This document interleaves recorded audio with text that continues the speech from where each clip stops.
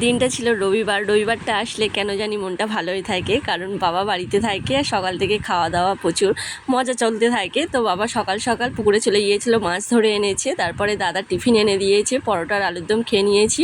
বাবা বাজারে গিয়েছিল মাছ ধরে, মাংস এনেছে, সেটা ম্যারিনেট করে রেখেছি। আর এখানে গাছে থেকে আমি কচি আম পেড়েছি আমাদের গাছে থেকে। তারপর আম ডাল বানিয়ে নিয়েছি, আর মা মাছগুলো কেটে দিয়েছে, সেগুলো ভালো করে ভেজে নিয়েছি।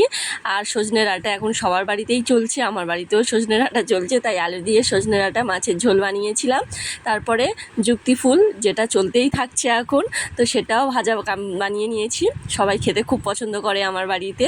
তারপরে মোচার বড়া বানিয়েছিলাম ডাল দিয়ে খাওয়ার জন্য। আর এখানে মাংসটা খুব সুন্দরভাবে কষিয়ে ভালো করে রান্না করেছি, বাবা খেতে খুব পছন্দ করে। তো এই গরমে আমি অনেক রান্না করেছি, রবিবারে 5 রকম রান্না করেছি। তোমরা কারা কারা এই গরমে কেমন আছো আমাকে কমেন্টে জানিও, আর একটা লাইক শেয়ার করে দিও।